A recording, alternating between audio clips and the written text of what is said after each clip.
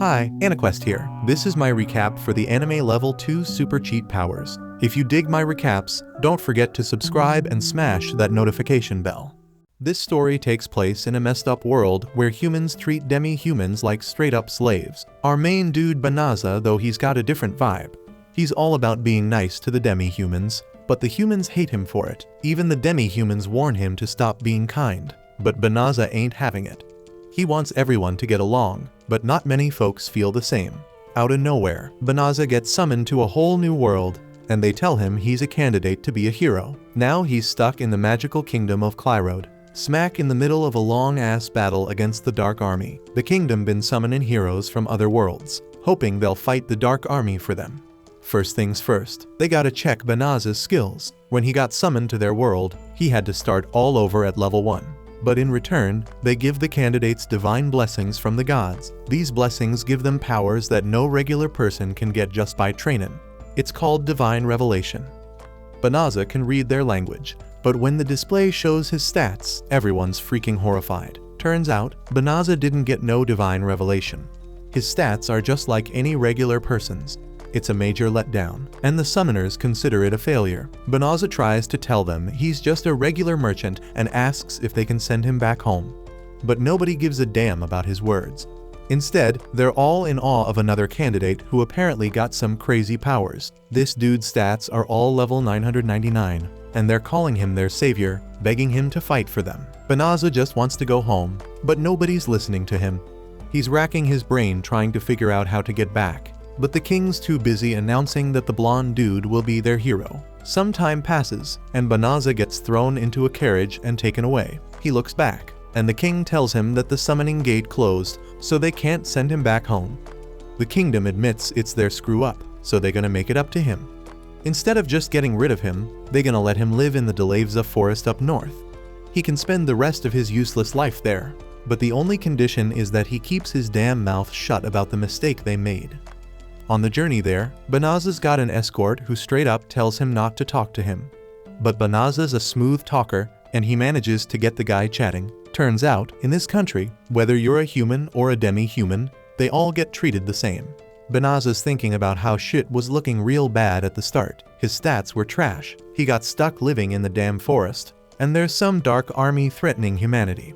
But Banaza ain't about to let nobody look down on him no more. So he starts thinking maybe this world ain't all that shitty after all. Took them a whole damn 20 days to reach the forest. When they finally get there, Banaza gets handed a bottomless bag filled with mad cash and enough food to keep them going for a while. Their driver warns him about the Dark Army lurking around in the forest, so if he wants to stay alive, he better hightail it out of there quickly. Once he's alone, Banaza rummages through his inventory and grabs a sword. He spots some slimes nearby, and they look kinda similar to the ones from his old world, so he figures they won't mess with him. But he was dead wrong, and the slimes come at him, and Banaza's gotta defend himself. Somehow, he manages to survive the encounter, but his cheap-ass weapon's already starting to fall apart. Right then, a notification pops up saying he just hit level 2. His stats look different now, but Banaza's confused as hell about the weird symbols replacing the numbers. He switches on voice notifications, and the voice tells him he's learned some magic spells. He can activate them without opening any menus, and Banaza's straight up shocked by all the spells he scored. But hold up, an alert pops up revealing that there's a monster lure spell placed on the bottomless bag they gave him. That's why the slime attacked his ass.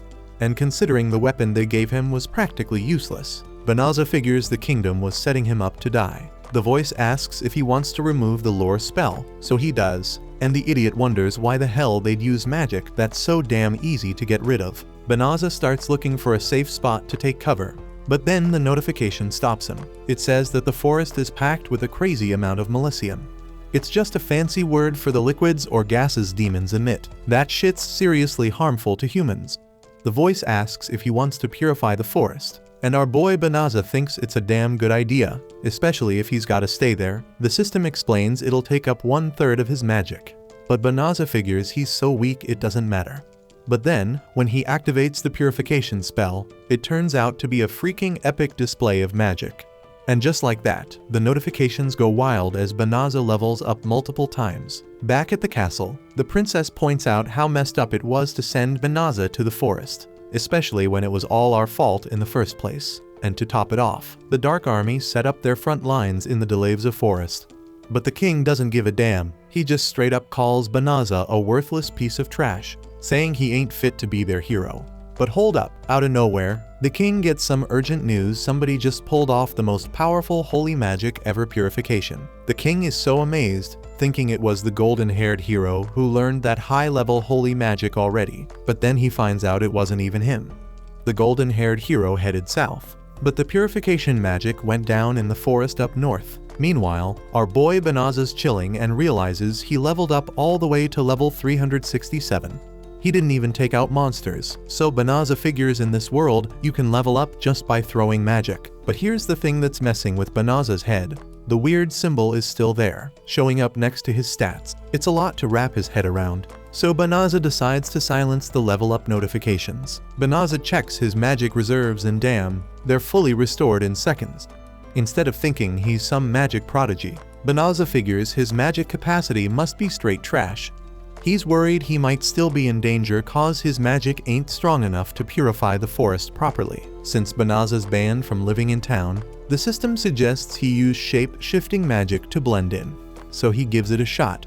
First, he tries changing his gender, but that ain't working for him, so he switches to something that suits him better. Then the system recommends teleportation magic, so Banaza teleports himself right into the city. In his old world, teleportation was some high-level sorcerer stuff, but here it seems like everybody can do it. Smart-ass Banaza thinks he can teleport back to his old world, but nope, that shit doesn't work. So he looks for a guild to make some money. Becoming a merchant might be tough since he's a newbie, so he hopes to find an adventurer's guild. That way, he can do some monster slaying or take on transport quests. Lucky for him, the system gives him directions to the guild. When he gets there, they break it down for him. Adventurers get ranked based on their achievements. The higher the rank, the better the rewards and tougher the quests they can take. It's pretty much like guilds in his old world. So Banaza decides to sign up, but he can't use his real name. So he goes with Fleo instead. Fleo wants to make that cash fast, but his rank is too low to earn much dough. Right at that moment, Fleo catches wind of a girl who needs an escort to the Delavza forest. Problem is, she ain't got much cash to offer. And to make matters worse, word on the street is that the Dark Army got a base right smack in that very forest. Ain't nobody willing to take her, but she is desperate to help her family that lives near there. Some adventurers straight up shove her aside because they're annoyed, so Fleo offers to take her. She explains that she doesn't have much to offer, but Fleo says it's not a big deal since he has been there before, and he can just teleport them there. Everybody's jaws drop when they hear him say he can use teleportation magic. They think he's lying, and don't believe he can pull off such a rare skill. Fleo's clueless and surprised cause he figures it ain't even a beginner spell, and it didn't drain much of his mana. Then this royal knight named Balirosa comes in, demanding Fleo back off from the girl. She declares that Fleo doesn't look like a skilled enough sorcerer to use such an advanced spell, so she is suspicious of him. Her crew's just as skeptical, accusing him of having some shady plans. Fleo realizes he can't afford to raise suspicion, so he offers to take them all with them. They find a hidden spot so he can teleport them, but Balirosa warns him not to pull any funny business. Fleo teleports them in an instant, and they're all shocked. Teleportation alone is mind-blowing, but Fleo took them hella far.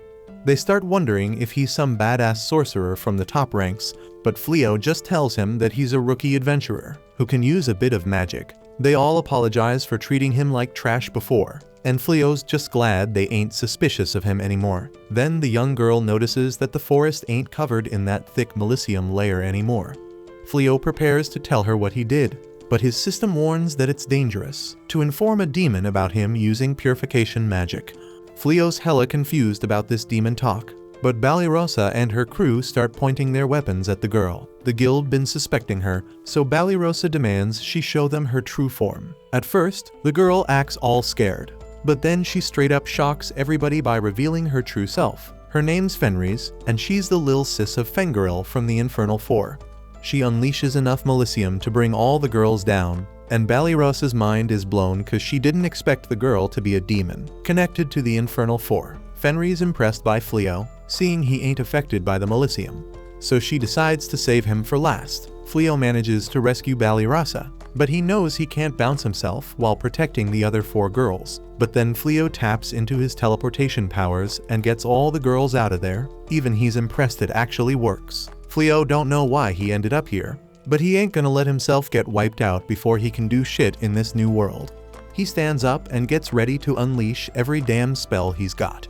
Fenris tries to stop him, but the dude ain't having it. He busts out this spell called Meteoric Leap and launches himself into the damn sky.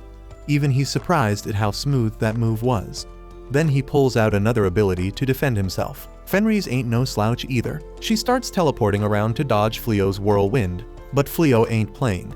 He hits her with a gravitational spell to keep her locked in place. Fenris is straight up stunned by how powerful this dude is. Fleo's scrambling, going through all his spells, trying to find one that'll restrain her. His system suggests he use subjugation magic, which basically enslaves the target and lets Fleo control them. Fleo refuses to use magic like that, but time is running out as Fenris is about to break free. She keeps throwing spells at him, but Fleo's system keeps nullifying them.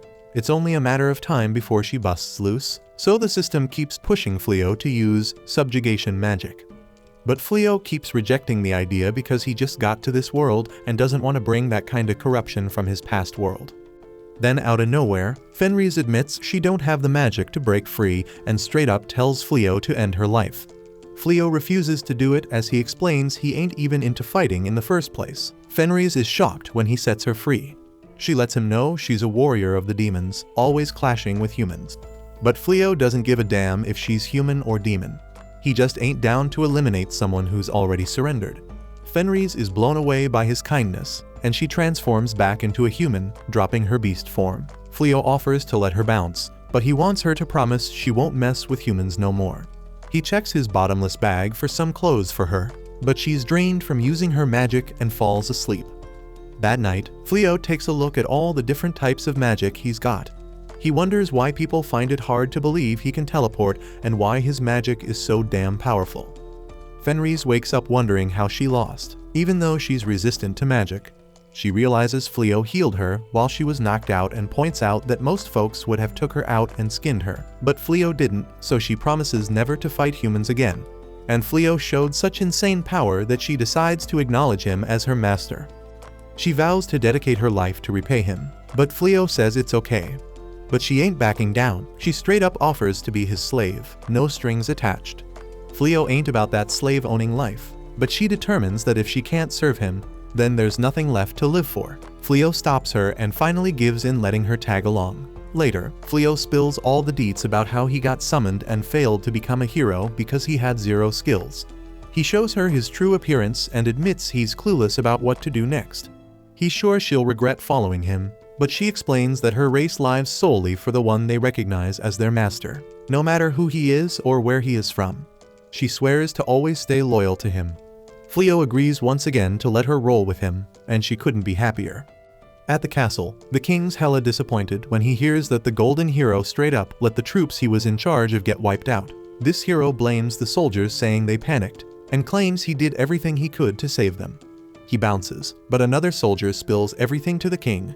Turns out this hero just chilled behind the army the whole damn time, then dipped out while everyone else fought. And he had the nerve to blame everyone else for the loss. It's looking real bad, and some of the troops start hating on the hero. When he's alone, the hero's mad as hell because none of his abilities have improved even a bit after a whole damn month of training. He can handle weak-ass monsters, but he's straight up helpless against any beast that knows how to fight. Just then, his servant Tsuya shows up to greet him.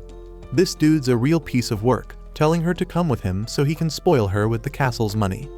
The next day, Fleo decides to hit up the Adventurers Guild to make some cash.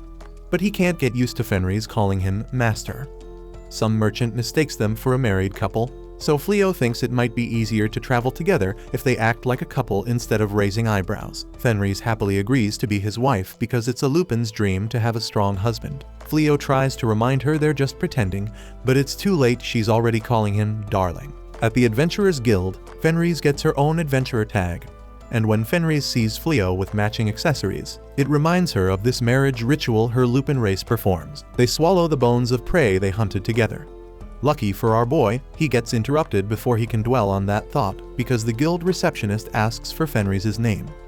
Fenris is about to proudly announce her real name, but Fleo cuts her off and registers her as Raze. So Fleo straight up tells Raze that she gotta start living as a human and use fake names from now on.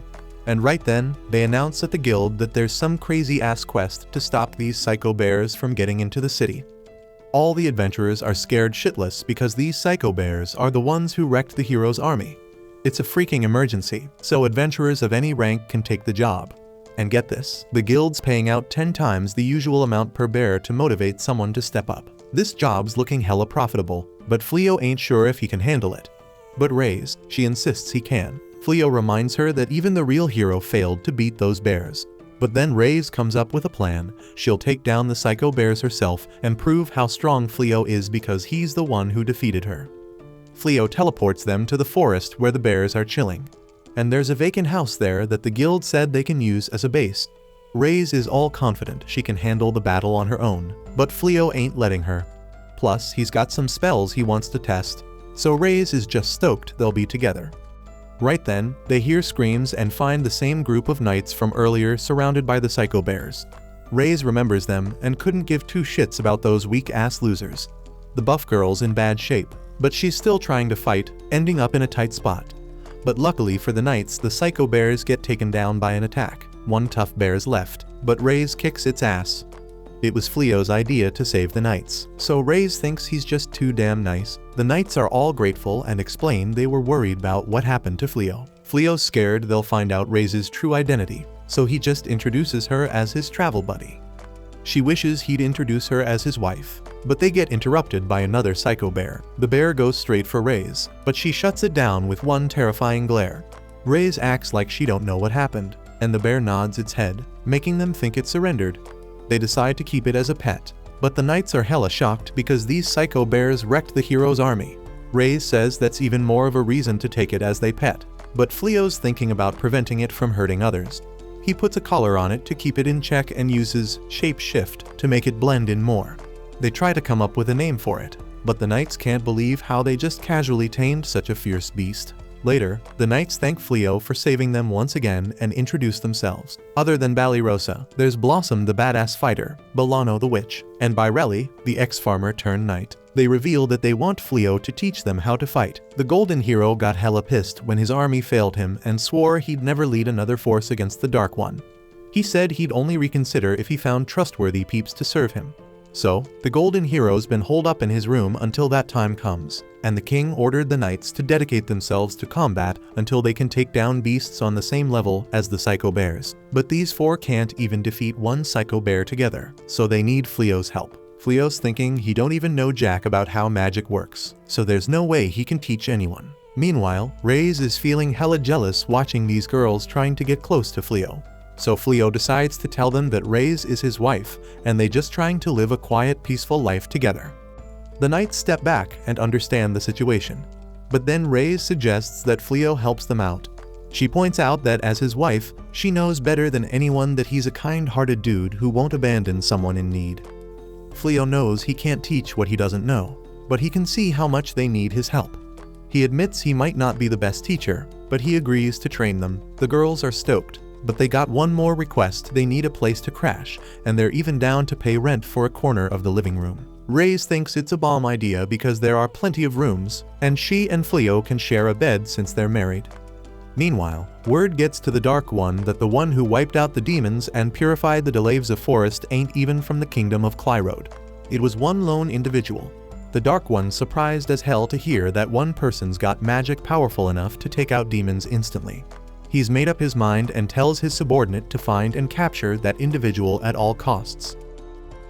The next morning, Fleo wakes up and finds Raze straight up staring at him while he sleeps. When he asks her what the hell she's doing, she answers that they are a married couple now, so it's totally normal for her to creep on him while he snoozes. We flash back to the night before when Raze was ready to get down and dirty as Fleo's wifey. But Fleo ain't fully accepting this whole situation yet, so he refuses to spend the night with her. It kinda hurts Raze, but Fleo reassures her that it ain't because he doesn't like her. There's just a bunch of steps they gotta take before they start making babies. So for now, he plans to crash in the hallway, giving Raze the room all to herself. But Reyes comes back with the argument that if Fleo keeps refusing to sleep in the same room, Balirosa and the others will start smelling something fishy about their marriage.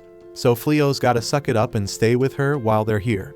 But even if the bedroom activities are off the table, Reyes still wants to do nice things for Fleo. So she offers to help him get dressed for the day. Fleo don't really need her help, but he figures it's a harmless gesture, so he goes along with it as she takes off his shirt. Just then, Balirosa walks in and feels like she just walked in on something she shouldn't have, and she bounces out of there real quick. Later that day, they started the training they agreed on. But when Balirosa comes face to face with a freaking giant boar, she bolts as soon as it charges at her. The warrior tries to take over as the damage dealer, but she swings once and runs out of moves because that's all she knows how to do. Before she gets skewered, Reyes tells Bolano to quit being useless and use her magic to help.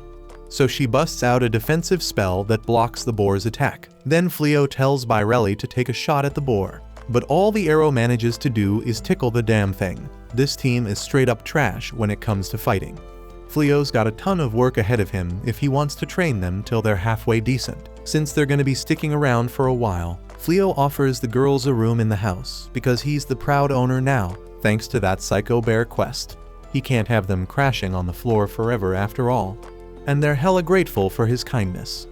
Just then Reyes rolls in and announces that lunch is served and they should all chow down. But here's the thing, Reyes has never set foot in a damn kitchen before, so the whole concept of cooking is like a foreign language to her. Fleo ain't trying to get food poisoning, so he suggests cooking up the meat. But he ain't letting Reyes anywhere near it because she's guaranteed to turn it into a pile of ash. Balirosa steps up and offers to help Fleo in the kitchen.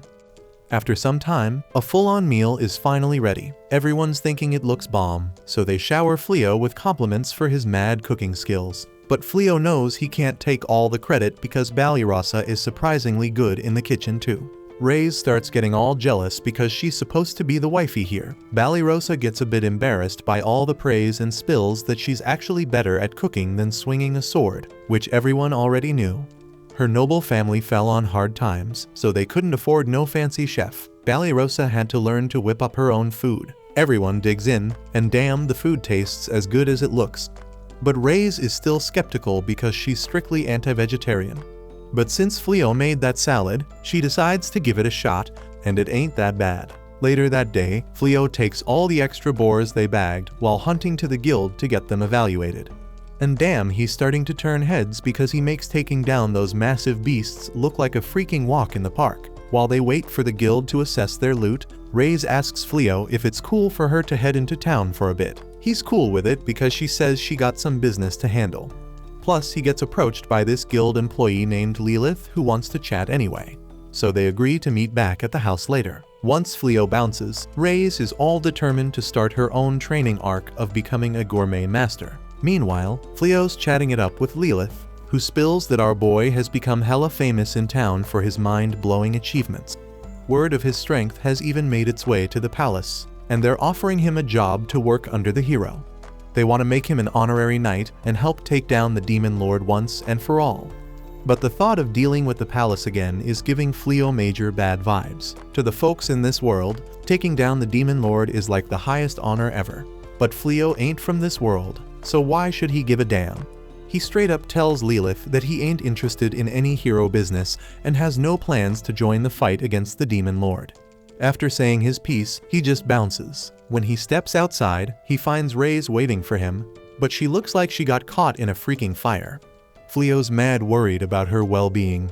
Turns out while she was away, she tried taking a cooking class to win Fleo's heart, but she underestimated how damn hard it is to follow a recipe, and things didn't turn out so hot. But she ain't giving up. She's determined to keep trying till she can whip up a meal that ain't total shit. Meanwhile, back at the castle, Blondie is hell-bent on recruiting these badass adventurers he heard about in the guild. He wants them to do all the hero work for him. As a result, Fleo and Reyes keep getting unsolicited requests to join the hero's crew, but they shut them down every single time. It's gotten so damn annoying that Reyes is thinking about getting a little violent with the rejections so they get the message. But Fleo knows the messengers are just doing their job, so they shouldn't suffer the consequences. Plus, they gotta get back to training Balirosa and the others. As he heads to the backyard, he finds Blossom taking care of the garden. The damn thing's thriving under her watch because she wants to show her appreciation for all the help Fleo's given them. It's nice and all, but she's been using it as an excuse to avoid training her sword skills for way too long now. Out in the damn forest, Reyes is trying to get Bairelli to unleash some arrows on a living target like a proper archer. But Bairelli's too damn chicken to shoot any arrows at the actual chickens because she thinks they're too damn cute. So Reyes tries to convince her with a counterargument. They can chow down on some fried chicken if she hits the mark. But Bairelli still ain't buying it, so her training hits a dead end. Meanwhile, Bolano's about to pass the hell out from using up all her mana. So Fleo comes up with this genius idea to make her a ring that boosts her magic capacity. That way she won't collapse every time she uses her magic. Bolano's grateful for it, but she lets her intrusive thoughts and feelings for Fleo take over for a second. She tries slipping the ring on her ring finger, but Reyes shuts that down real quick because she ain't tolerating no competition as Fleo's wifey. Just then, Ballyrosa freaks out and calls for Fleo because she's losing to a freaking caterpillar. But Reyes shuts that down too because she ain't letting Ballyrosa steal any more attention from Fleo. After their training sesh, everyone heads inside to grub. And even though Reyes cooked the food, it actually looks edible now. Fleo asks when the hell she learned to cook so well. Reyes admits she took a boatload of cooking classes and accidentally set a bunch of buildings on fire. But it was all worth it to be able to cook for Fleo. Meanwhile, out in the woods behind the house, there's this demon girl spying on them. She's dead certain that Reyes is the same feared and powerful demon she knew, but damn, she's all fawning over a human. So something ain't adding up for her. Lucky for her, she's about to get her answers because Reyes finds out Uliminaz has been spying on her. They bring Uliminaz inside, and Fleo pours her a cup of tea. But Reyes ain't interested in entertaining their uninvited guest. She straight up asks Uliminaz what the hell she's doing here because she sure as hell didn't come to play as a confederate of the Dark One. She explains that she was sent to check out this area, but then she saw Reyes here, so she wanted to figure out what she was up to. Reyes in turn explains that she is living here with her husband now, and Uliminaz is straight up shocked to hear that Reyes already got married. But she ain't planning on messing things up for her. Uliminaz takes another sip of her tea, and she can't wrap her head around how much Reyes has changed since she's been gone. And here's the other thing that's weird to her. Fleo, he's sitting there all calm and collected, even though he's chilling with a demon confederate of the Dark One. Uliminaz can't even analyze his stats with her skill. And even the Dark One can't hide his stats from her. So Fleo must be a serious force to be reckoned with. She switches the topic and starts talking about how things have been changing around here lately. Like the Delavza forest suddenly got wiped clean of all magical beasts overnight. Hearing this, Fleo finally remembers the purification spell he used back in the day. And since all his other spells are crazy powerful, his purification must have worked its magic on the whole damn forest. Uliminaz needs a second to process what he just said, because if he really purified the forest, that means he's the one who wiped out Fengaril and his entire army. In other words, he's the reason Fenris's brother bit the dust. Uliminaz can't even believe that Fenris would choose to marry him, knowing he's the one responsible for her brother's death. Fenris tells Uliminaz to shut the hell up for a second, because she's getting real tired of all these accusations against Fleo. But when Fleo asks if she knew he killed Fengaril, Reyes confirms it. There ain't that many folks in the kingdom who can use purification magic on such a massive scale, so it was pretty damn obvious that Fleo was the culprit. But in the end, Fengaril was a proud warrior. He wouldn't want folks mourning his death or any of that crap, even if it was caused by a crazy powerhouse like Fleo. Besides, if he didn't want to die, he shouldn't have let himself get killed. Reyes fell in love with him for his strength, so no matter who he's killed, her feelings for him ain't changing one damn bit. Right then they clock that their whole convo got eavesdropped by the knights. So now they know Reyes is the same demon Fenris who nearly offed them in the beginning. So they're all freaking terrified of her, especially Bairelli. Seeing Fleo as a major threat to the Dark Army, Uliminaz steps up and asks for a match with him to see how strong Fenris's man really is. She's thinking she can take them both down at once this way. But Reyes ain't letting that shit slide because she thinks Uliminaz is trying to steal her man. Eventually, Fleo agrees to the match, and they set the rules so magic is allowed, and it goes on till someone gives up. Uliminaz is all confident, jumping in the air, casting spells from up and down to distract Fleo. But that dude dispels them like it's nothing and hits her back with his own spell, leaving Illumina's all tied up in the air. She can't move or defend herself, so she surrenders.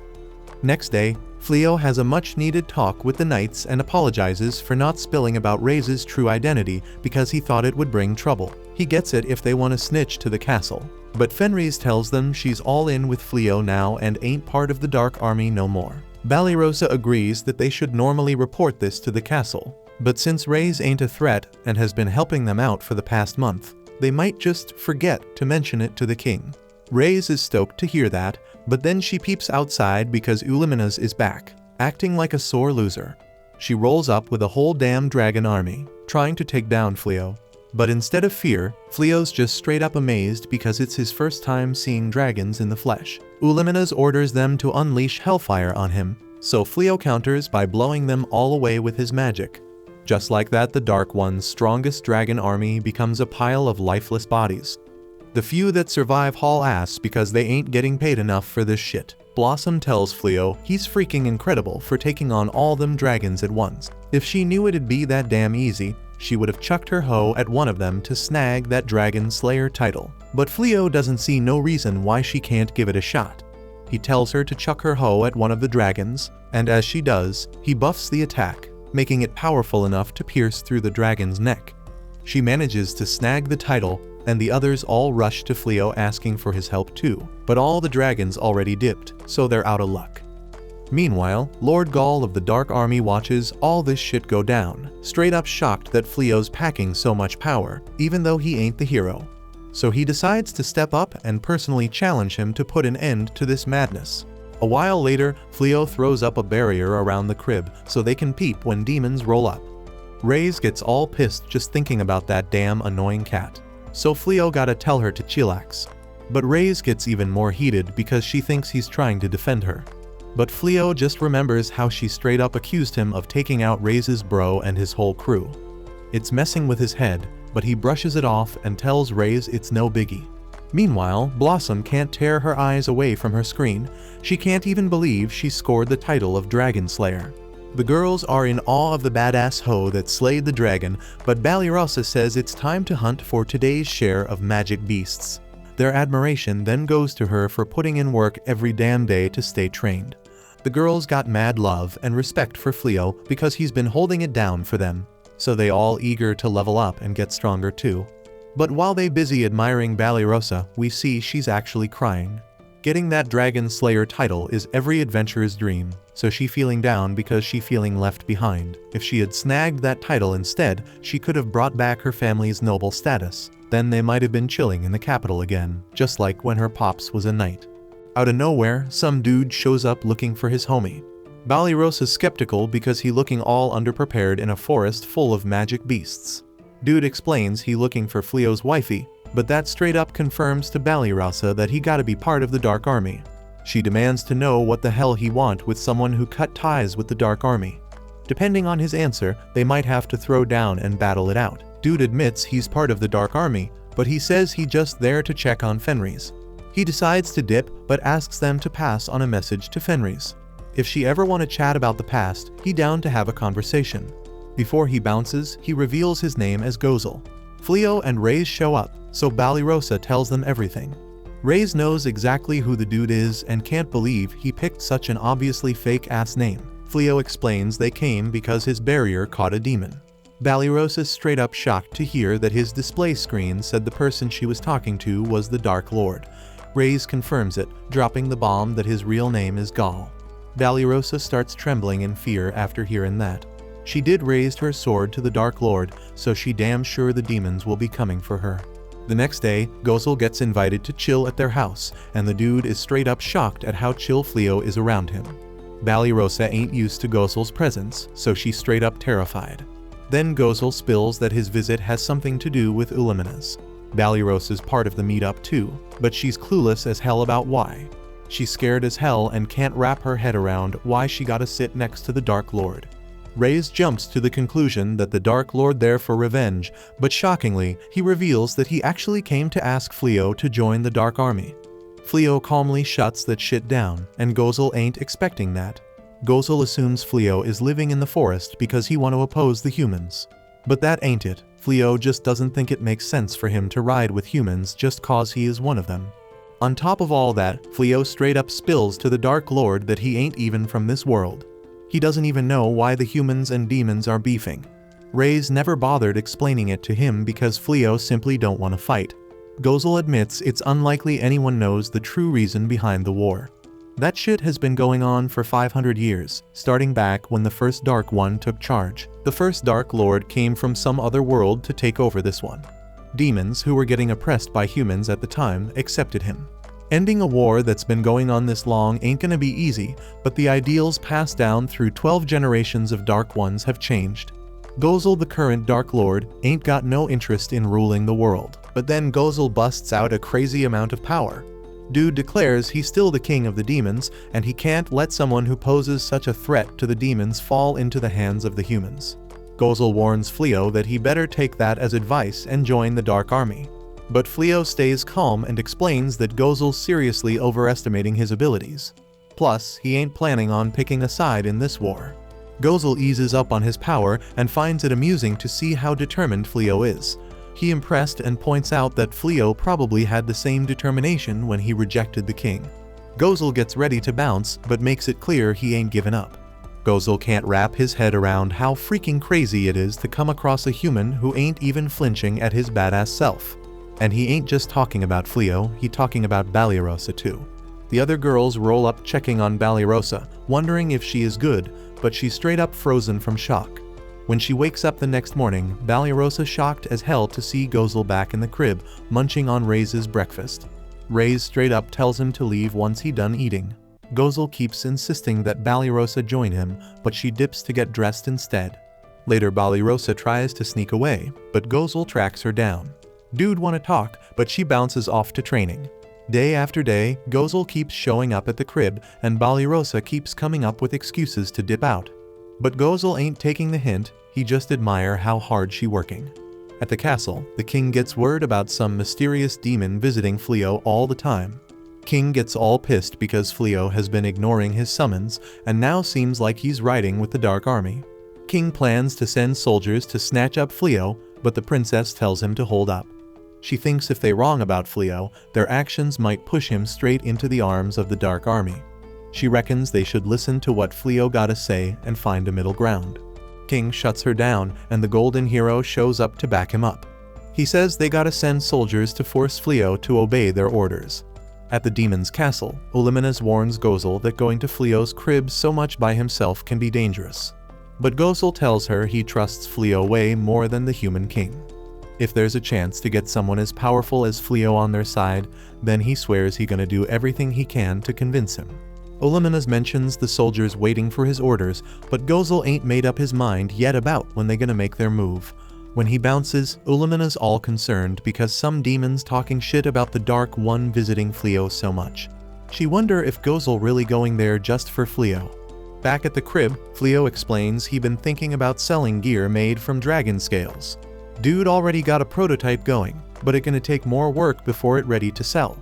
Fleo dead set on making this business successful so they can support themselves. Reyes is wondering if Fleo making the right move by turning down the king's offer. She thinks he could be stacking mad cash and unleashing his abilities to the max. She even wonders if he ain't down to throw down with the demons because of her, but Fleo sets the record straight. He ain't as nice as she thinks he is.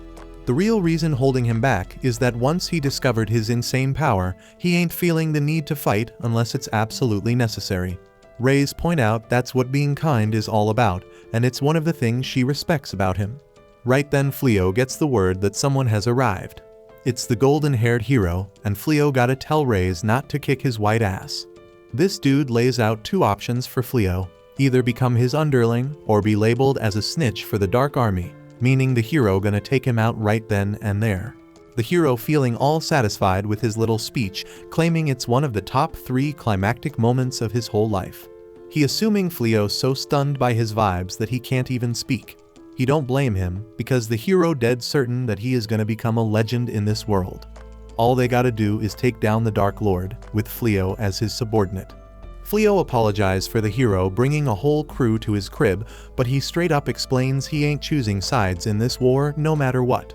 The hero call him a traitor, but the girls point out that this is tyrannical behavior. The hero threaten them saying he'll come after them if they help Fleo. He only offers them freedom if they help him convince Fleo. Fleo get dead serious as he realize he ain't got no other choice. He ain't picking no side, but he ain't down to throw down right here. They gotta leave to somewhere else to handle this. The hero is straight up shocked, but Rei's totally cool with leaving.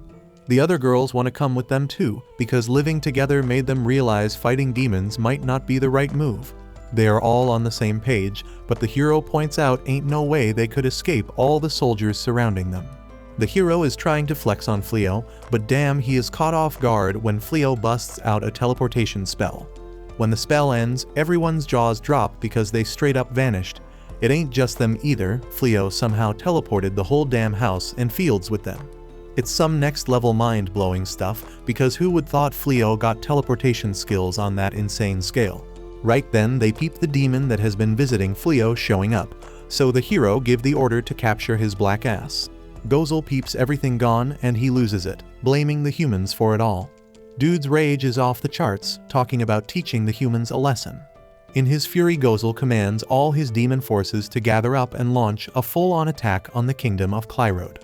This is exactly what Ulaminas has been waiting for, and she tells all the demons to get ready. The human soldiers peeping the darkness approaching, so the golden hero straight up flees trying to save his sorry ass.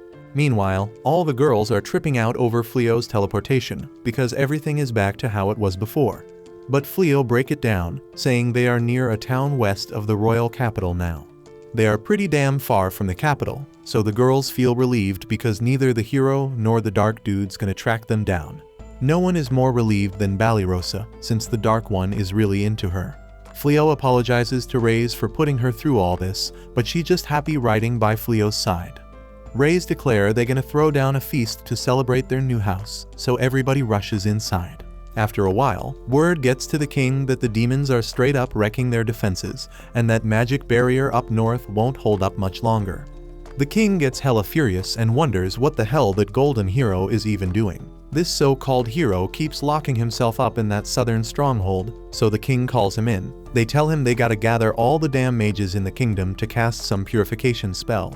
But the king knows that shit comes with serious consequences. Time's running out, and they can't rely on the hero, so they need the king to make a damn decision. Meanwhile, the Dark Lord gives the order to pull back his troops. Ulaminas says it's the perfect time to keep pressing their advantage. But the Dark Lord predicts that those humans will soon bust out their purification crap, and they can't let their troops get near that shit. We see that the Dark Lord's right, as the king and a bunch of mages cast that purification spell.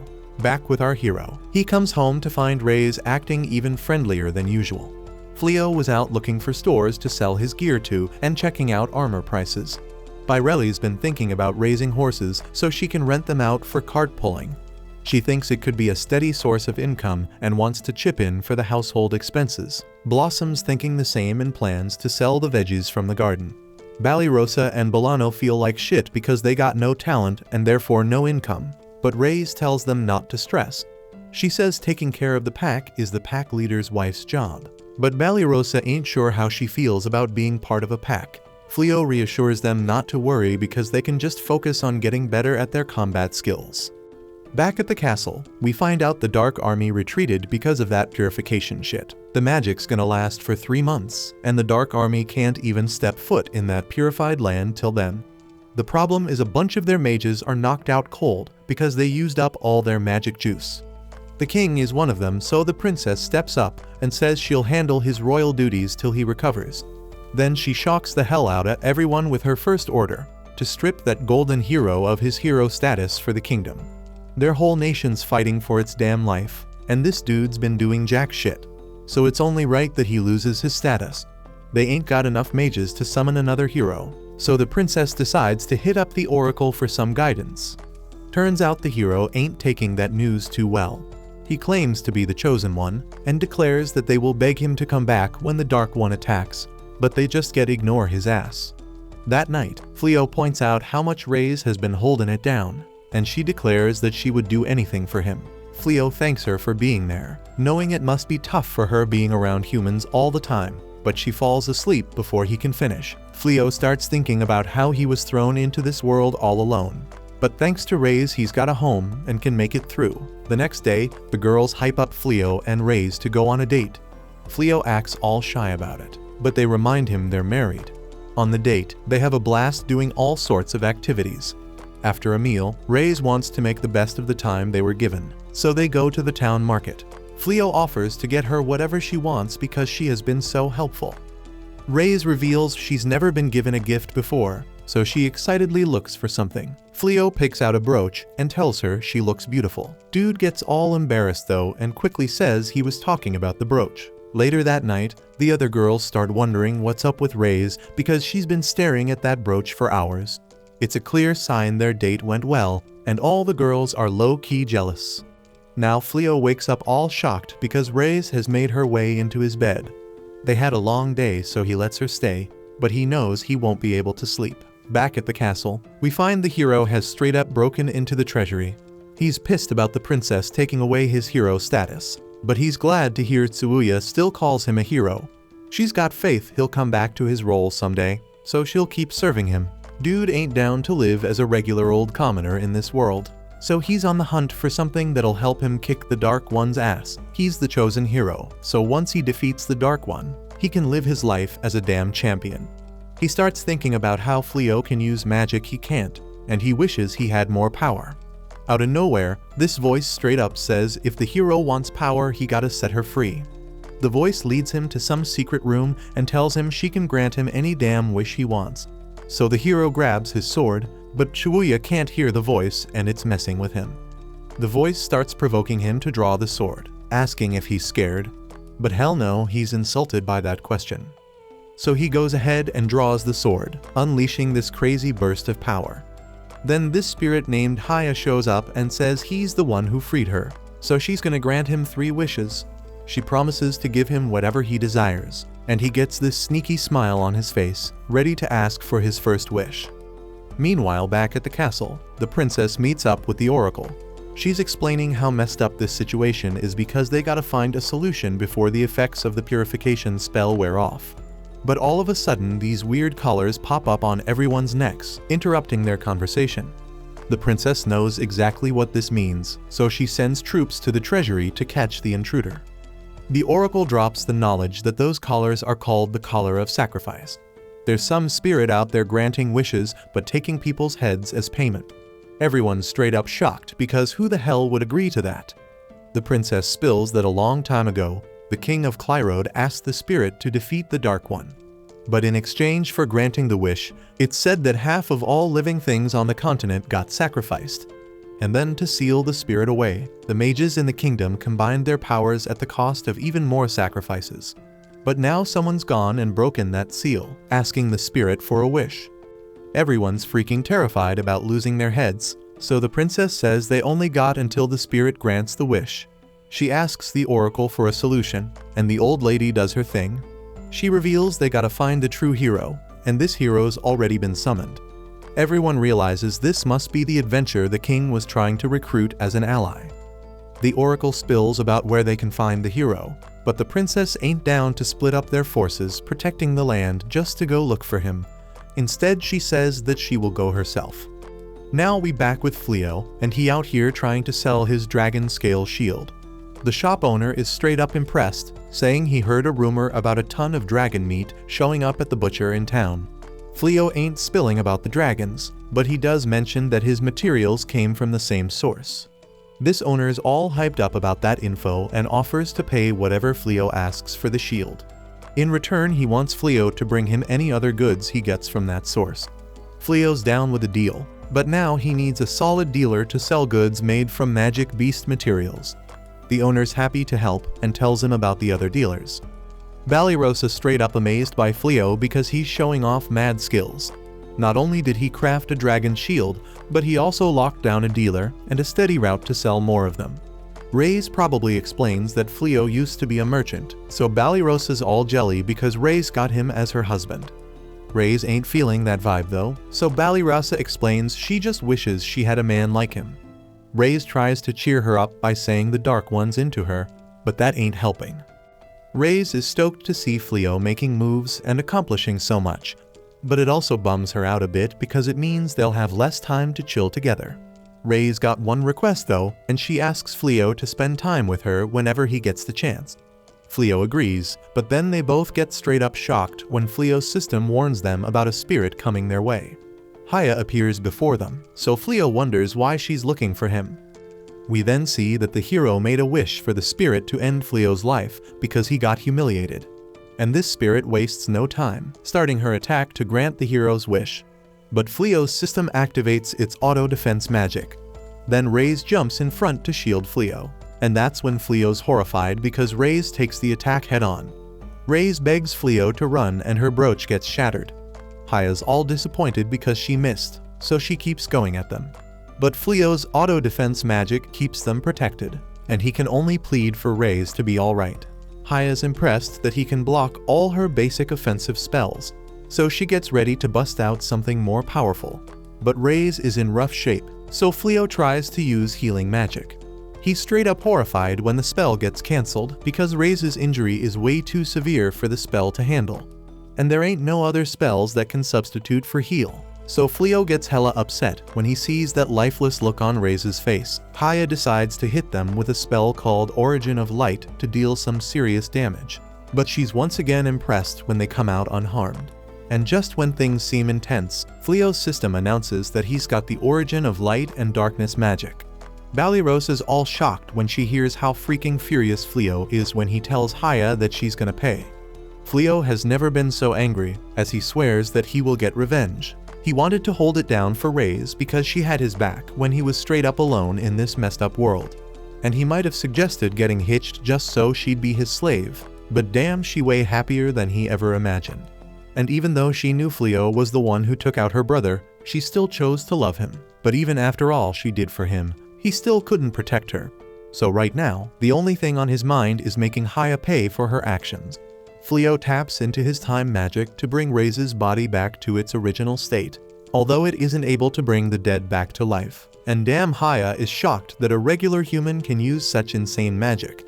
But she ain't got much time to process that because Fleo straight up punches her in the face. Haya gets launched backwards, and she can't believe someone got the audacity to punch a being who mastered all types of magic. But Fleo doesn't give a damn about her fancy title and straight up stomps her into the ground. She tries to use Origin of Darkness magic to defend herself against Fleo, but he straight up cancels that shit out and grabs her by the head.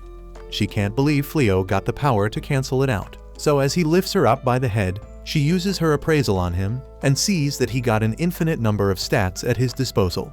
Fleo then slams her into the wall and delivers a gut punch that knocks the shit out of her.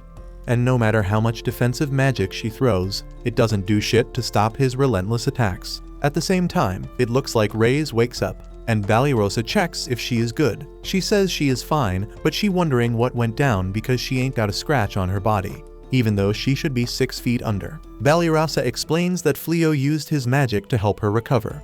But right now he is so damn furious that he beating down Haya non-stop. And if you thought Reyes was gonna step in and stop him, you dead wrong because she loving it. It brings her joy that Fleo showing no mercy for her sake. And physical attacks ain't supposed to harm a djinn. But Fleo is so damn powerful that rules don't mean shit to him. He could probably kill her with his bare fists. But Reyes remembers when Fleo saved her ass and straight up told her he ain't into all that fighting stuff. He ain't down to kill nobody who surrendered. So now she feeling all confused about Fleo doing this for her sake. By now Haya got her confidence knocked to the curb, so as Fleo grabs her neck to finish her off, she begging him to spare her life. But mercy ain't an option because Fleo's still convinced she murdered Reyes. But before he can break Haya's neck, Reyes comes running up behind him, saying he needs to chill. She said that it's real nice to see him getting so fired up for her, but she can't let him compromise his principles for her sake. He has this rule about not taking out someone who surrendered, and she doesn't want Fleo to lose himself. Fleo snaps out of it and realizes Reyes ain't a cold corpse because her body is still warm. They hug it out while Haya is still knocked out on the floor. Meanwhile, the princess just rolled up near the town looking for Fleo. But the mages she used for teleportation looking hella weak, barely recovered from their mana drain. The princess actually gives a damn about her people, so she tells the guards to make sure their mages stay safe while she goes hunting for Fleo. But it ain't gonna take long because they just gotta ask around for him. Right then, the sacrifice collars get wrecked, and the princess knows it only means one thing: Jin failed to deliver the wish. Back at the castle, things looking real dark for the blonde loser because the treasury all locked down by guards. No way for him or Suya to make an escape. He running out of dumb ideas, and Suya is scared shitless because if they get caught, they will surely be executed for what they've done. The blonde loser can't believe he got played by Haya, thinking she gonna grant his damn wish. But then this other voice echoes out of the creepy hidden room. Even it shocked Haya couldn't come through with the wish. The voice takes control of Suya's body because she has been floating around without a physical form for a century. First thing she do is change Suya's outfit to something she prefer. Blondie still trying to figure out what the hell going on. So the woman introduces herself as Damalinas, the Grand Magus of Midnight. And since Haya failed to grant his wish, she gonna hook him up with the power he been itching for. Although she never said he going to be cool with how he getting that power. Damalinas hops on that beast Blondie and bounces out of the treasury, all set to get back at the damn nobles who locked her away. But as she dips, she peeps the teleportation circle the princess used to look for Fleo, and figures it must have been their escape plan because they knew she was coming. So she jets off to wipe out every damn noble in the land, even their kids and grandkids. Meanwhile, Fleo just patched up Haya, and once she wakes up, she straight up begs for forgiveness because she ain't down to throw hands with Fleo anymore. She realizes Fleo saved her sorry ass, but that's only because Reyes managed to survive in the end. Now they gotta figure out what the hell to do with her, because handing her over to the guards won't do jack since she's stronger than them. Fleo thinks they could just lock her up in the castle treasury like before. But Haya doesn't get how the hell Fleo knows where she came from. He knows because while Haya was knocked out, he used his spell to dive into her memories and saw everything from the moment she got unsealed to Blondie's wish to have Fleo taken out. He knows she's a djinn who grants wishes, but it comes at a damn high price. So if they just send her back to the castle, the same crap might go down again one day. So Reyes suggests they make Haya Fleo's servant. Fleo tries to brush off the idea, but Reyes shuts him down and mentions she damn well knows he ain't looking for no servant. But they can't trust the castle to keep Haya under control, so they gotta keep her close. Plus Reyes loves how strong she is, so Fleo gives in and agrees to let her join them. But he asks Reyes if she's really cool with it because Haya kinda killed her back there. Reyes is pissed no doubt, but at the end of the day, it was her own weakness that let Haya beat her in the first place, so she can't hold a grudge. Since Reyes ain't mad at Haya, it doesn't make sense for Fleo to stay pissed forever. He reaches out his hand and says as long as Haya promises to never take another life again, he forgives her. Haya is straight up shocked because humans hold onto hate and resentment like it's their life force, all because of their desires that make them willing to sacrifice others. She grabs his hand and swears to serve him with her whole damn being, giving him every ounce of power she's got. And Fleo apologizes for going too hard on her during their fight. But Haya tells him there's no need to apologize because honestly she kinda enjoyed it. Reyes can sense some Fleo-related shenanigans brewing in Haya's mind, but Haya denies it. Putting that aside, Fleo realizes he's caused quite a mess in the town. But since time manipulation magic worked with bringing Reyes back to life, he figures it might be able to restore the town to its original state too. However, before he activates it, Haya asks him not to use that kind of magic again. She explains that time manipulation is only meant for individuals within a certain range. If not used carefully, there can be discrepancies between those within the range and those outside of it, leading to a whole lot of unexpected consequences. As long as Haya is the one using it, she can narrow down the target to just one individual. But it was never intended for humans to use. So Fleo wonders why he has access to a spell like that. And Haya believes it's because he's a supreme being. As a supreme being, his skills are limitless, and with limitless skills, he can tap into a magic called Epiphany. It lets him learn any magic and all related types of magic if it's used against him once. So when Haya attacked him, he learned all the magic a djinn can use. But as she mentioned earlier, messing with time manipulation magic is hella dangerous.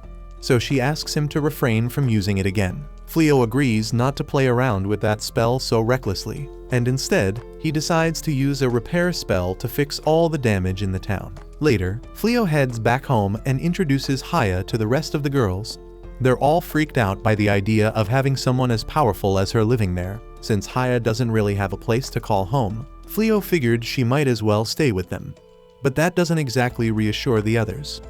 Balirosa steps in and says the room is ready for Haya, adding that she probably won't go around killing everyone as long as Fleo is around. That night, Fleo has a lot of soul searching to do because he broke his pacifism code today and discovered he's some sort of supreme being. But just as he's lost in his thoughts, Balirosa finds him and asks if everything's alright since he's sitting all alone. He said he was fine and apologized to Balirosa for everything that happened that day since she must have been freaked out, but she said he had nothing to apologize for. Fleo admits he's got some insane power, but he's clueless about how to properly use it. Balirosa can't help him out either because wouldn't know what to do either. Lately, she's been realizing that some folks she thought were enemies are actually cool as hell, and some people she thought had her back turned out to be straight up trash. So she's confused as hell about why she's training to get stronger because she has no clue who she should fight. She's grateful she met Fleo and Reyes because they opened her eyes to the fact that life ain't all black and white.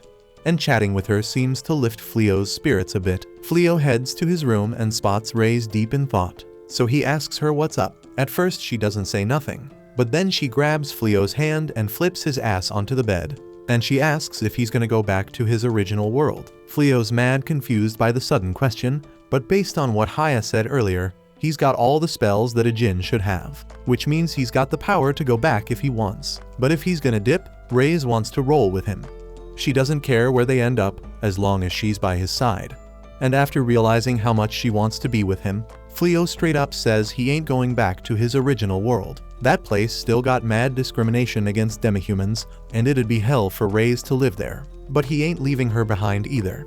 He asks if she wants to be his real wife because earlier, when he thought Reyes was gone for good, he knows he had said it was just a fake marriage at the start, but now he knows he can't live without her. Reyes already saw him as her real husband, but it makes her hella happy to hear him say he wants to be with her. So for the first time they share a kiss. Shit was about to escalate further, but then Fleo realizes Haya's standing right there watching them. They both go red as hell, and Reyes asks how long Haya's been there. But Haya's been peeping since the moment Fleo sat his ass on the bed, so she saw everything go down.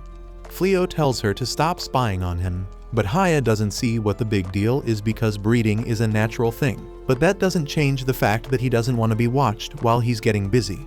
Even though the djinn problem got solved, the princess is still on the hunt in town for Fleo. But the only thing she knows about him is that he's supposed to be crazy powerful, so the locals ain't got a clue who she's looking for. She dips from the store feeling bummed because she ain't scored any fresh leads on where the hell Fleo is at. Meanwhile, Fleo's grubbing down on a delicious meal with the crew, and this time Haya lends a hand too. Haya says she could have used magic to make everything in a snap, but Reyes wanted to do it the old-fashioned way to make it special. She takes pride in her cooking because she Fleo's wifey, but since Haya wanna help out, she can handle the cleaning and laundry from now on. Haya is all stoked to be useful, but that puts everyone else in a pickle because if Haya doing all the chores now, they back to being a bunch of freeloaders. But don't forget Blossom still holding it down with her crops, so at least she's still doing her part, and she gonna make sure Haya don't take that away from her. She gonna work even harder than before with a little help from Suya, Birelli trying to make herself useful by taking care of the stables. But it's turning out to be more than she bargained for. Meanwhile, Bolano going through a major soul-searching moment.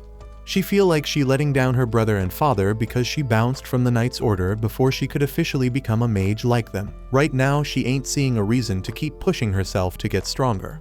But when Fleo teaching her magic, he's staying patient as hell with her till she finally gets it. She don't want to waste the effort he putting into teaching her. Just then, Bolano and Birelli hear Blossom screaming her head off. So they rush outside and find out some crazy magic beast has somehow made its way into the fields, tearing them up for no reason.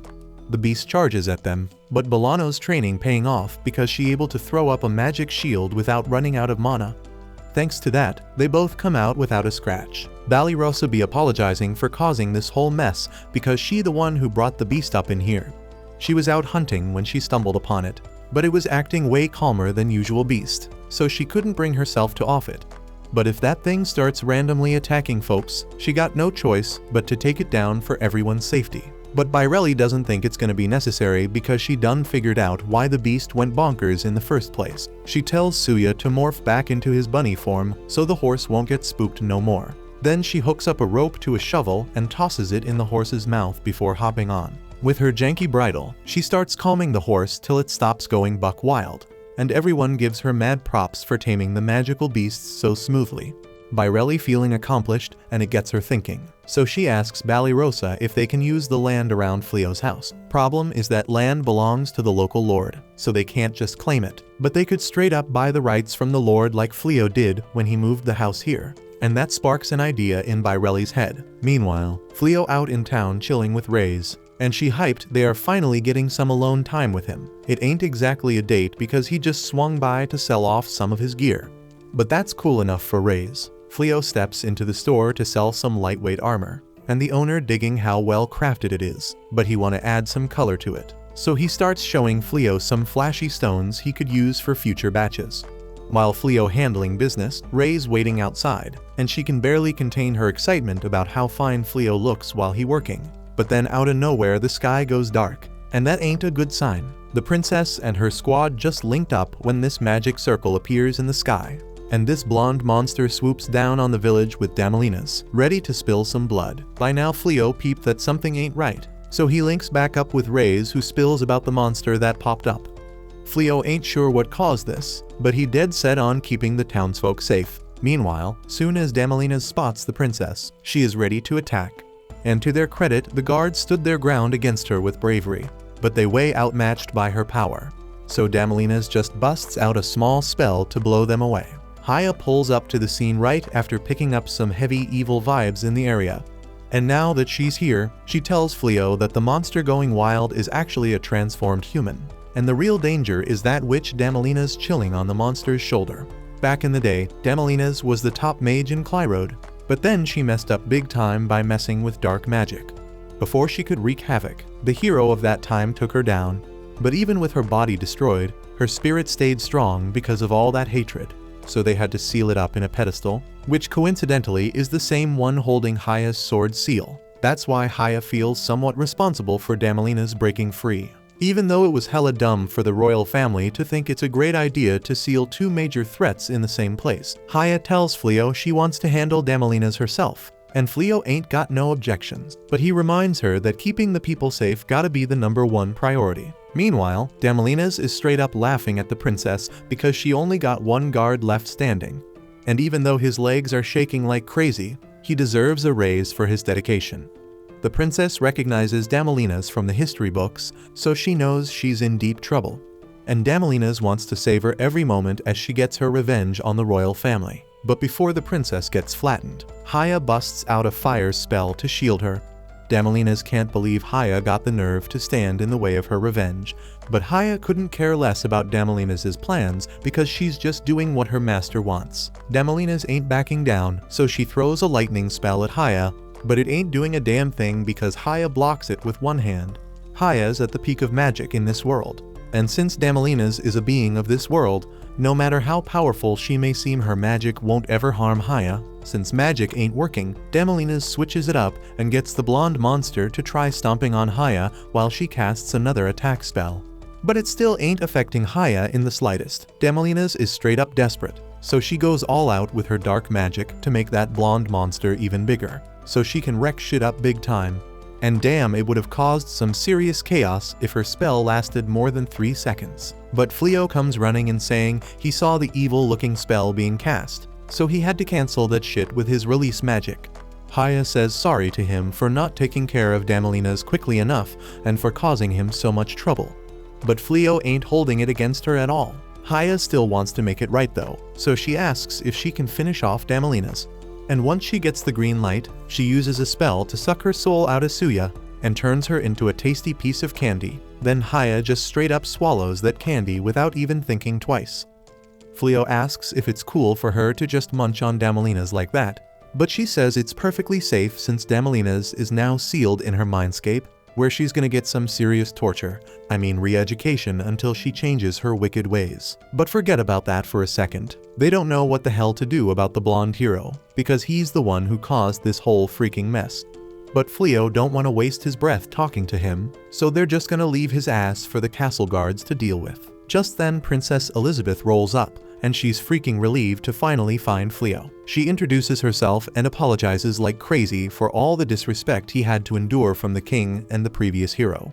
Fleo tells her she doesn't need to apologize, but he's surprised to hear they actually fired the blonde hero. That blonde hero already caused way too much trouble, so it was an easy call for Elizabeth to make. And now that the kingdom's without a hero, she's hoping Fleo will be down to roll with her back to the castle and become the true hero of the freaking kingdom. Fleo appreciates her polite ask, but he's still gotta turn down that responsibility. If she's looking for a hero, she better find someone who ain't afraid to use their power for the sake of humanity. But that person ain't gonna be Fleo because he don't really give a damn about humanity here. All he wants is to live in peace with his wife, so he ain't getting mixed up in any political shit at all. Fleo finally rolls back home, and the girls straight up swarm him with a favor to ask. They want him to think about expanding his turf because Bairelli wants to start catching and raising magical beasts, and Blossom wants to extend her farmland to grow more crops. With these new activities, they can haul in the extra veggies to town using horses and make extra profit selling them. Reyes likes the idea, but she's concerned that the magical beasts won't play nice because they're just humans. So she thinks it might be smarter to stick with horses instead. Bairelli thought about it, but keeping horses ain't cheap. Plus, if she lets the magical beasts roam around in a big open field for a while, they'll probably chill out and be peaceful. Fleo's down with the plan, so he says he'll go talk to the local lord to get permission, and the girls appreciate it. But Bairelli says they want to handle the negotiation and buying on their own to properly contribute to the house. Fleo doesn't have a problem with it, but land is pretty damn expensive, so he wants to make sure they know the price tag if they want to buy the land themselves.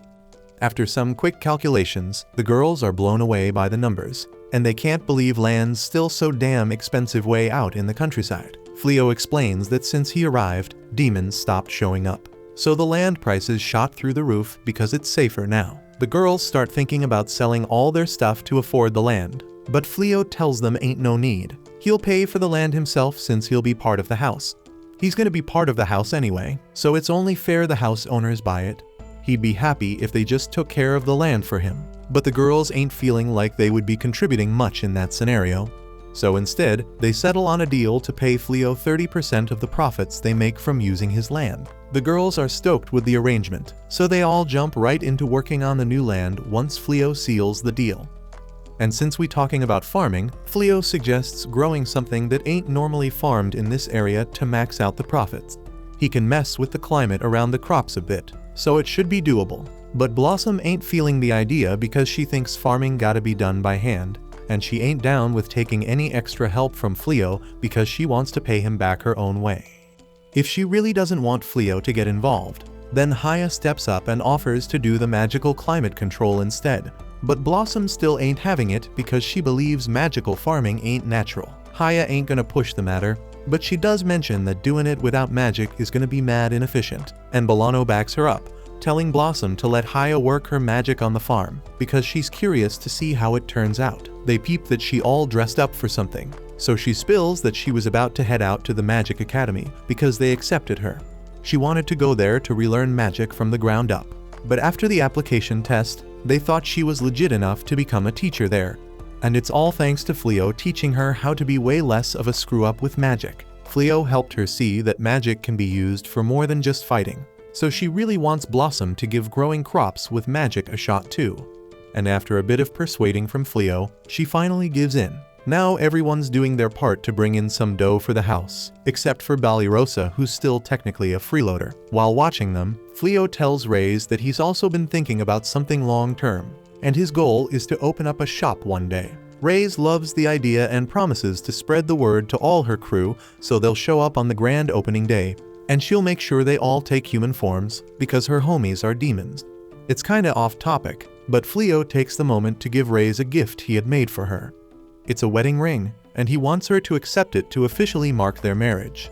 And she happily agrees. In other news, that blonde loser got locked up in the castle dungeon, and he's likely gonna get executed for all his crimes of breaking into the castle treasury, unleashing some serious threats, and worst of all, having a hella annoying voice. A while later, Balinrosa starts picturing herself in a freaking wedding dress, but then she spots Ulimanas showing up to congratulate her. And that's when she realizes this dream is straight up her worst nightmare because she's supposed to marry the Dark One. He tells her she can call him Gozul because there ain't no need to be all formal now that she's his wifey. And to make it a grand occasion, the whole demon army jumps in and tells her they're gonna step up their game to take over the world, just so they can give it to her as a wedding gift. But Banished starts backtracking like crazy because she doesn't want no damn world. But then the Dark One interrupts her and grabs her chin, going in for a kiss. And that's when she wakes up from this messed up nightmare. She's relieved it was all just a nightmare. But now she's wondering why the hell she's dreaming about the Dark One marrying her when she never even considered being in a relationship with him. Banished starts freaking out because she knows this means there's gonna be more drama with the Dark One real soon. But the others couldn't care less, telling her to keep her panic attack to herself because they trying to get some sleep. The next morning, Banishd's still feeling drained from all the screaming she did the night before. So while they're all baking together, Reyes asks if she's alright.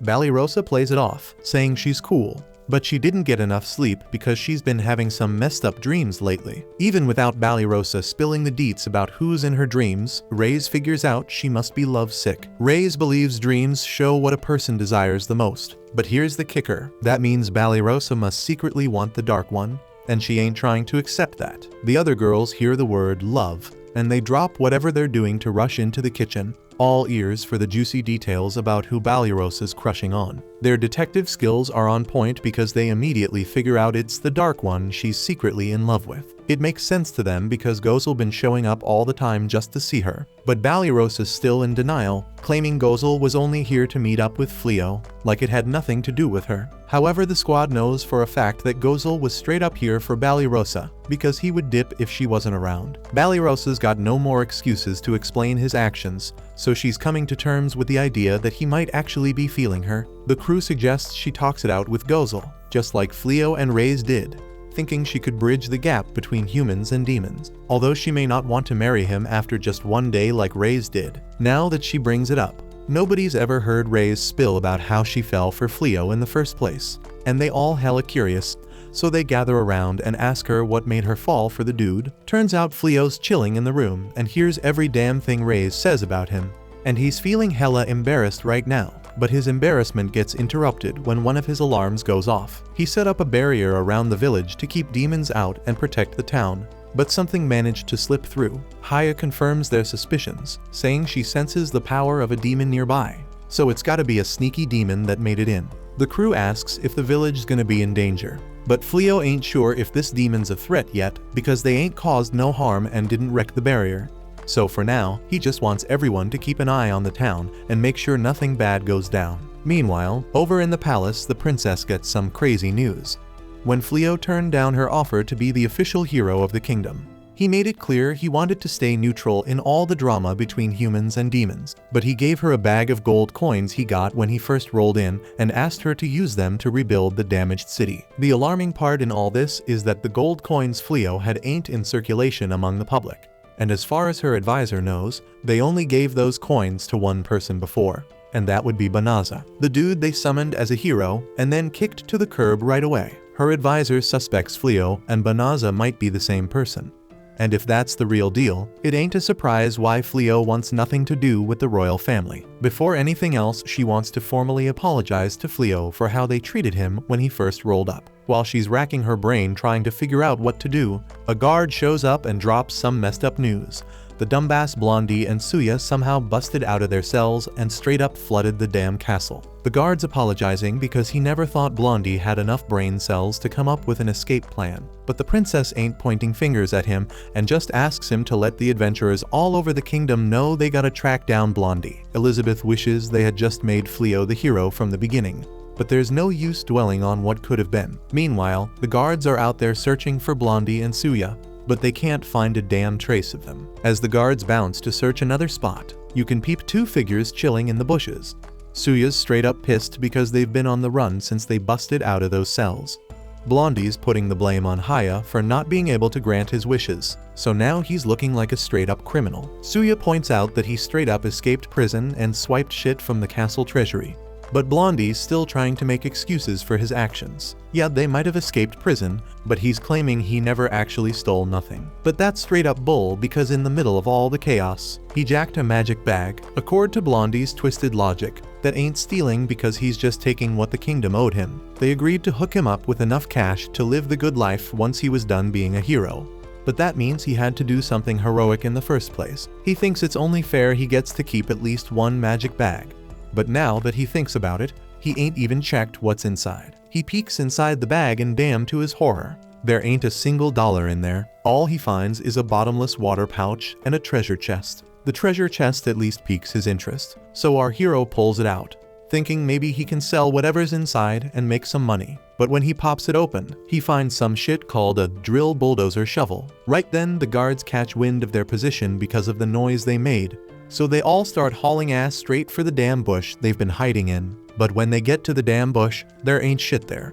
Blondie and Suya pulled a slick move and straight up dug their way underground. They're hella impressed with that shovel's power. No wonder it was locked away in the castle treasury. Perfect for keeping them hidden, but now they gotta figure out how the hell they gonna bounce from here. Meanwhile, over at the demon castle, Gozel gets a report from Uliminaz, telling him she still ain't found Fleo or his crew, specifically talking about Balirasa. Uliminaz apologizes and explains her intel squad has been searching high and low, but there's a chance Fleo might have dipped to another damn country. Gozel ain't buying that shit because even though Fleo's magic is crazy strong, teleportation magic only lets you go to places you've been before. Ain't been that long since Fleo got summoned to this world, so ain't no way he had time to visit another damn country. Even if that's the case, Uliminaz can't help but question why they putting so much focus on finding Fleo instead of pushing forward with the army and taking on the humans. No matter how badass that purification magic is, if they bring enough magical beasts to the border, they can flood the area with Milicium again and open up some damn paths into the kingdom. If they act now, they might even bring down the whole damn castle. Gozel's had enough and reminds Uliminaz that Fleo can handle purification magic all by his damn self. So even if they cut through the purification and attack his new house, he can just spam that damn spell and kick them out. That's why they gotta find Fleo first. But Uliminaz still worried because the people be getting restless over Gozel not fully committing to the war effort. So Gozel gets up from his throne and starts walking over to her. Uliminaz fears she did piss him off, but he actually just apologizes to her for not being down to do what she thinks is necessary. He don't see the point in sacrificing so many of their comrades just to beat some damn humans. Uliminaz finally understand his views now, but damn, someone was straight up eavesdropping on their conversation, and by the look of those glasses she's going to be trouble later on. She goes and spills to Uliminaz's brother Uagard, and he's pissed. Not only is Gozel holding back on pushing the army forward, but he's also talking about adding some human named Fleo to the demon army. The demon tries to explain that Fleo supposedly has some insane power, but Uagard couldn't care less and puts his foot down. It doesn't matter how strong he is, because if he's a human, they just gotta take him out. The demon agrees with his logic, so Uagard declares he's taking over as the Dark One because his brother ain't fit to lead the demons. Back in the kingdom, Fleo just finished up shopping with Raze, and even though his barrier sensed another breach, things seem pretty chill here, so he ain't too worried. And since they got some extra time before they gotta head home, Fleo suggests they hang out and grab some lunch. But as they're walking, they notice one of their favorite general supply stores is shutting down. They go over to ask Holdy what happened, and she confirms she's closing her store because she can't find a supplier no more. The place she used to go got wrecked in the last battle with the demon army. When they finally get to the restaurant they wish to eat at, they run into Balirasa, and since she's there, she offers to treat both of them to lunch.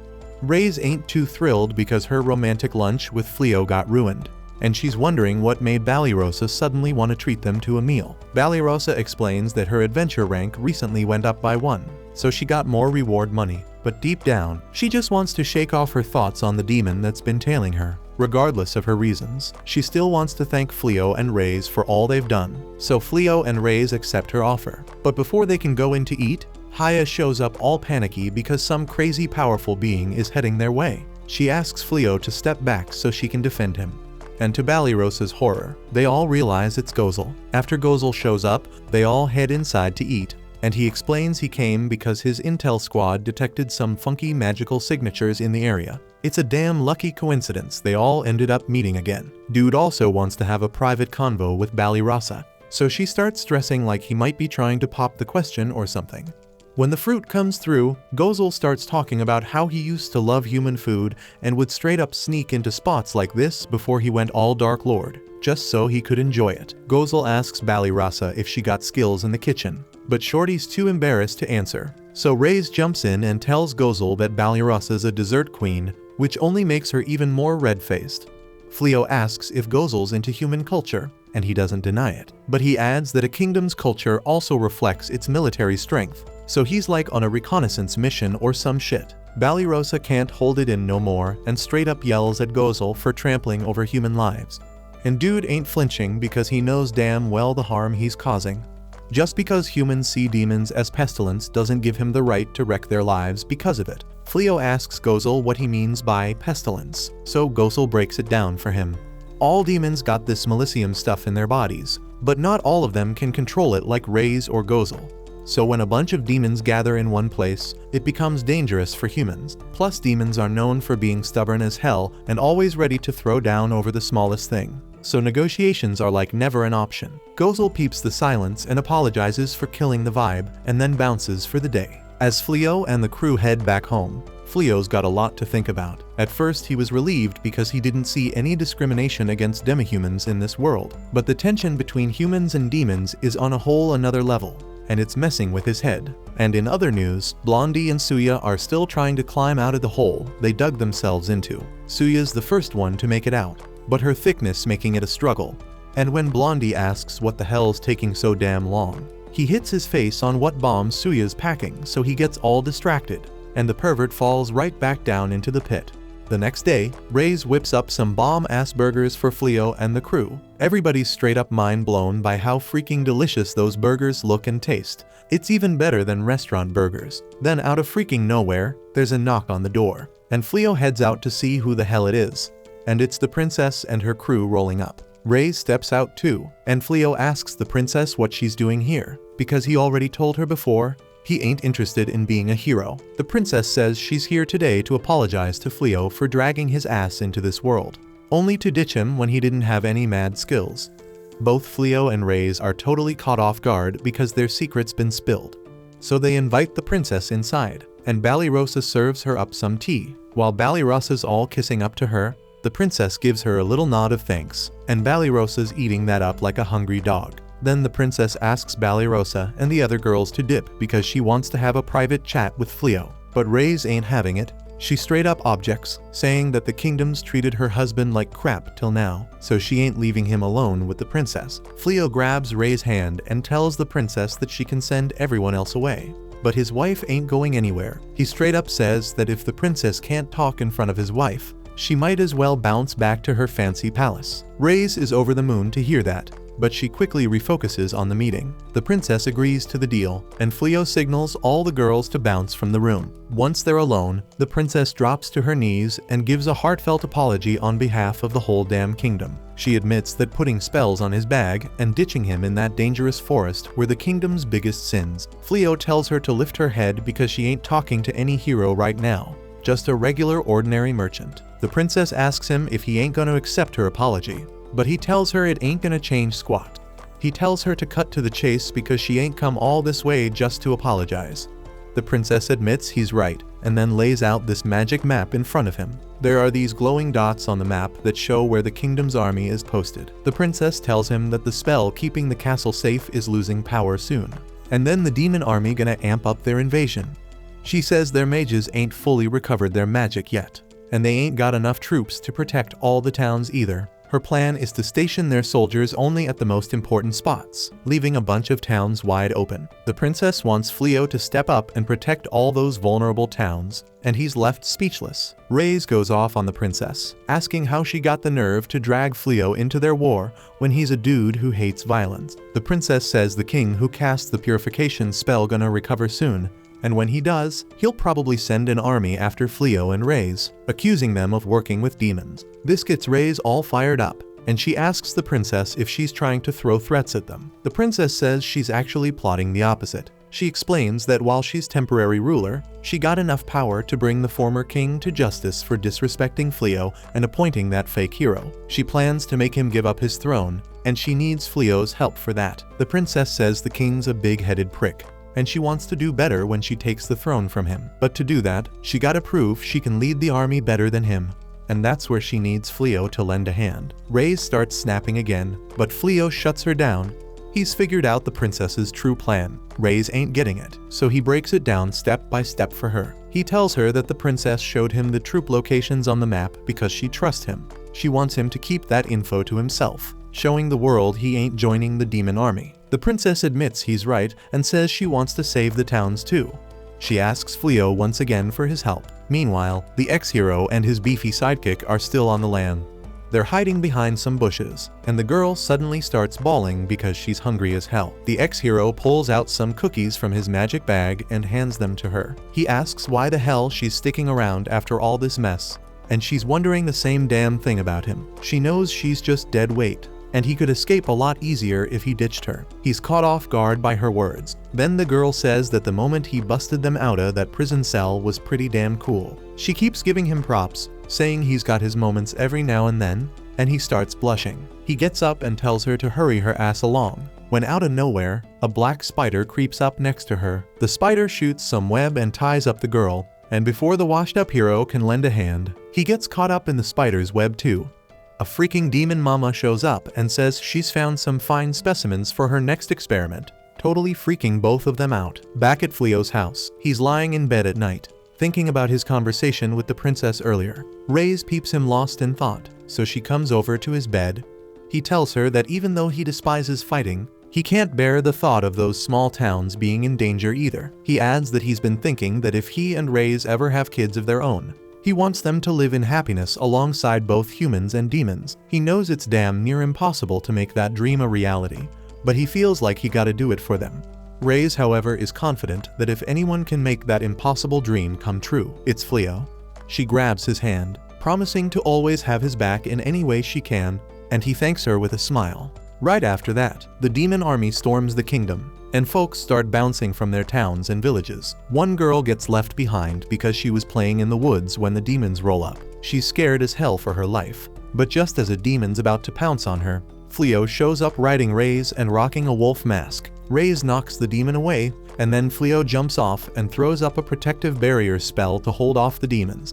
He tells the girl to haul ass, and she does just that. Reyes ain't too thrilled that Fleo agreed to the princess's request without even asking for some kind of reward. But Fleo says if he asked for cash, word would spread about him being a gold digger. He claims that the moment he agreed to listen to the princess, he already lost the battle of wits. That freaks Reyes out because in her culture, if a dude loses to a chick, she can force him to be her husband. Fleo tries to convince her it ain't gonna happen. While the demons watching that shit, they want to know why a demon wolf is rolling with humans. Fleo tells them they're the protectors of this town and tells the demons to back the hell off if they want to stay alive. The demons act all high and mighty and tell him not to underestimate their power, but Reyes reminds them they can't even cross his barrier. Right then, the boss of the demons shows up. He's a giant red cyclops wielding a massive club. Reyes tells Fleo that the Cyclops clan is one of the toughest types of demons, serving the demon lord's brother directly. The Cyclops looks at Reyes and starts talking smack, saying her brother was too weak to be a demon general and it's a good thing he died. Reyes gets pissed off and asks Fleo to step aside because she wants to handle the Cyclops herself. She says she won't let her brother's death bring shame to their mighty clan. As his sister, she's gonna reclaim their name and show everyone who the strongest demon clan is. Fleo says he ain't got the right to stop her because it's personal business, but he still asks her not to straight up kill the demons. She agrees and steps out of the barrier. The Cyclops swings his heavy club at her, smashing trees with each swing, but he's too damn slow, and Reyes easily dodges all his attacks. He keeps chasing after her, and she uses her mad agility to land small hits on him over and over. The Cyclops asks her if she thinks this is gonna be enough to take him down. Reyes tells him if she was still her old self, she would have ripped him apart already. But after meeting Fleo, she's learned to control her power. She tells the Cyclops to be grateful to her man because he doesn't want him dead. Then she activates a skill and leaps high in the damn air. And with her next move, she switches places with the Cyclops, making him fall free. He throws his club at her, but that's a rookie mistake because Reyes switches their positions again. The Cyclops gets smacked in the head with his own club, and then Reyes decides to finish him off. She's floating 4 trees in the damn air with her magic. Then she uses gravity magic to speed them up, and send them crashing towards him. She hammers the 4 bite wounds she gave the Cyclops earlier and pins him to the ground. With that, the Cyclops tells his minions to attack her.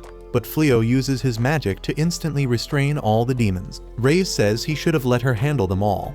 But Fleo says they already won, and he's seen how strong she is. Then he heals the Cyclops, and the dude's all confused about his motives. Fleo tells him he's just doing this so they can go back home in peace. Then he busts out some lightning magic to intimidate the demons and says if they don't leave on their own, he can send them packing by force. Everybody's shaking in their boots, and before long, they start running away. With that, Fleo takes down the barrier he put up, and he says it's a damn good thing they pulled it off. Reyes hugs him and says all the practice they did at home paid off. Earlier, Reyes taught Fleo the most important thing in a fight is pressure. She told him to be confident and badass to scare the demons, and damn, it really worked. Reyes, however, wonders if that's the best approach. She thinks that breaking every damn bone of those demons would ensure they never come back. Fleo agrees she's got a point, but he thinks that method would just make the hate between humans and demons even worse. Right then, the townsfolk show up to thank Fleo for saving their asses, but they're worried about the demon wolf rolling with him. He assures them that the wolf is his partner. The girl they rescued also comes to give them thanks. Fleo spills that they're here because of the princess's request, so they should be thanking her instead of them. With that, he hops back on Reyes, and they ride off to the next damn town. Before long, word spreads about a badass adventurer and his wolf sidekick scaring off demons. The news reaches the princess, and she realizes the adventurer is none other than Fleo. Her heart's filled with gratitude for the dude now.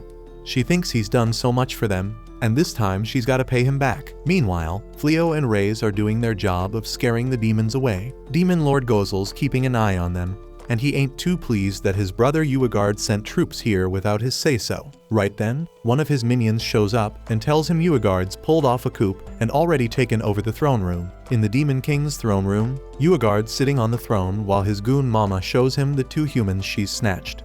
She tells him everything's set, and when Gozel comes to face them, she'll sacrifice the 2 humans to the demon god and unleash a secret technique that'll straight up wreck even Gozel. Uagard's waiting eagerly for his brother, thinking that once he takes him down, he'll be the new Demon King, no doubt. Thanks for watching. Subscribe to not miss the next part.